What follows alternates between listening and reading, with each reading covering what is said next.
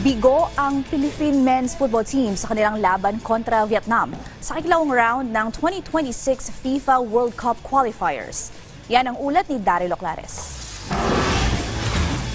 Muling nakalasap ng mapait na kabiguan ang Philippine Men's National Football Team kasunod ng kanilang 3-2 na pagkatalo sa Vietnam sa 2026 FIFA World Cup qualifiers na ganap sa Maiden National Stadium sa Hanoi nito lamang Huwebes. Sa first half, parehong hindi nakapuntos ang dalawang kupunan pero kabaliktaran ang naging tagpo sa huling 30 minuto ng laro. Unang nakapukol ng goal ang Pilipinas sa ika-62nd minute na mula kay Patrick Rachel. Ito ang ika-12 na international goal para sa veteran forward. Subalit 3 minuto lamang ang itinagal ng 1-0 lead ng pambansang kupunan ng masipa ni Tien Lin Nguyen ng unang goal para sa Vietnam.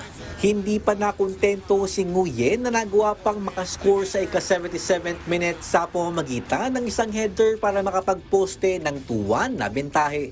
Nagkaroon pa ng pag-asa ang bansa matapos ang goal ng midfielder na si Kevin Ingreso sa nalalabing minuto ng regulation. Sa extra 7 minutes, puntriya pa ng pambansang kupunan ng isang puntos upang manalo. Pero isang late goal mula kay Tuan Hai Pham ang bumasag sa pangarap ng Pilipinas na makaabante sa third round ng World Cup qualifiers. Sa post-game press conference, hindi itinago ni head coach Tom Saintfiet ang kanyang pagkadismaya sa naging resulta ng laro. I think the first half, Vietnam was pushing, had more ball possession, but we were probably more dangerous in some counterattacks. I think the result, the best result for both would have been a draw. So I'm very disappointed in the win. But naturally Vietnam is a good team. But I'm also very satisfied with the performance of my team. Ayon pa kay Saintfiet, bibigyang focus na nila ang kanilang huling laban kontra sa Indonesia. We will do our best because we want to win every match. It will be difficult. Indonesia is a good team. They need to win against us. So it will be again a tough match.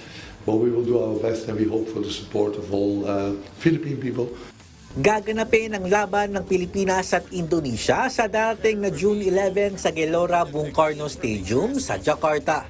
Daryl Oclares para sa Pambansang TV sa Bagong Pilipinas.